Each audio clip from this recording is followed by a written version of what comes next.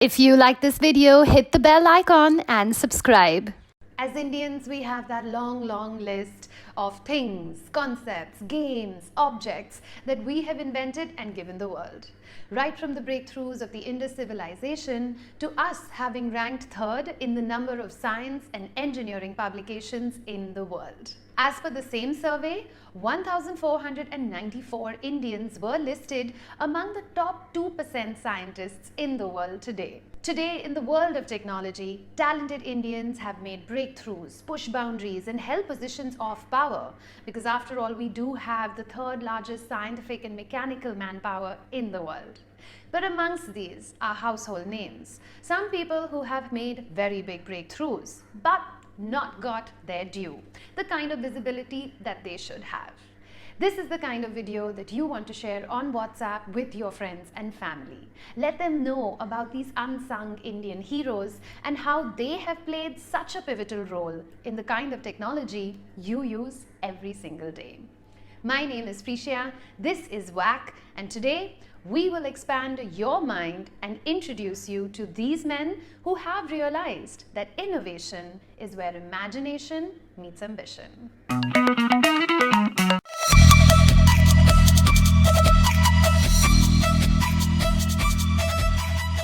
Narendra Singh Kapani was named as one of the 7 unsung heroes of our century by Forbes magazine. Charles Kuenkow won the 2009 Nobel Prize in Physics for his work in the field of fiber optics communication. But it was unfortunate that this recognition was not given to Mr. Singh. 12 years earlier, it was Narendra Singh Kapani who demonstrated for the first time that light can be transmitted through bent glass fiber, just not at the kind of distances that Cow could demonstrate. It will always be a debatable issue as to why Kapani couldn't get the Nobel Prize. But as his son says, our father will always be remembered as someone who provided a broader base for the usage of fiber optics. In fact, Singh was also the first one to coin the word fiber optics. Mr. Singh went on to do a lot of community work, building and preserving the largest collection of Sikh art, and he had more than 100 patents in his name. It was only in 2021 that he was awarded a Padma Vibhushan posthumously.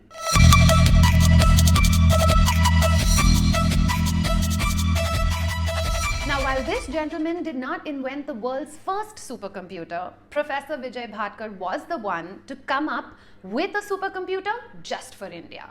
Why? Because in the 1980s, India had to look only towards the West when it came to innovation and technology. Rajiv Gandhi then was hell-bent on us having a supercomputer so that we could read into weather patterns and accelerate our growth in agriculture. But the USA refused to give us one. They believed that we might use their supercomputer to develop missiles and nuclear weapons instead of just reading the weather.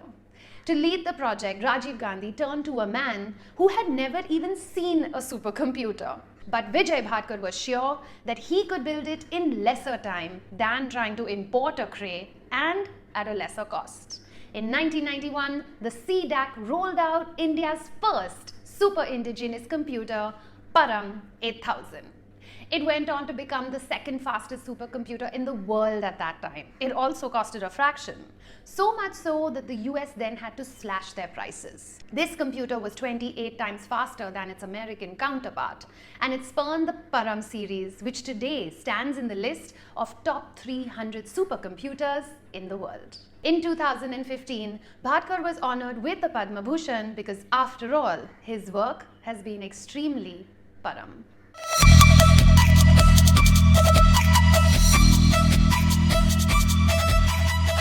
Imagine having invented the USB and then not making a penny out of it.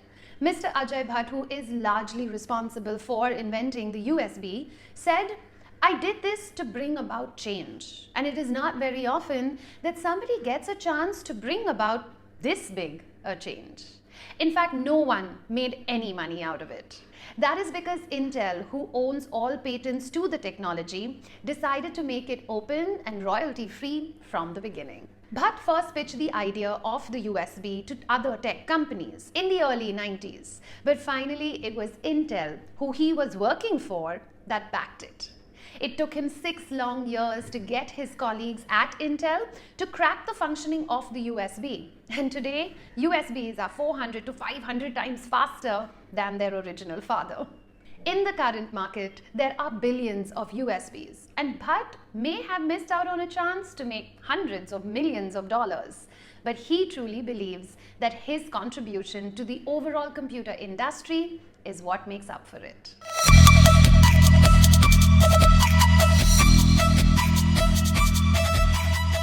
Vinod Dham was born in Pune, and after his graduation, he went to the US with $8 in his pocket. When Dham joined Intel, it had a $1 million revenue. But by the time he left in 1995, their revenue had soared to $16.2 billion. Because after all, he led the development of the world-famous Pentium processor. Dham was always thinking ahead of his time, and after his stint in Intel, he went on to produce a massive merger, the K6, which for a short while was the fastest processor in the world. It was the first time ever that anybody beat Intel at its own game. It allowed PCs for the first time also to be sold cheaper, under $1,000. At that time, only data could be transferred via the internet, and he was instrumental in building a new chip which would go ahead and support voice. Basically, making calls over the internet.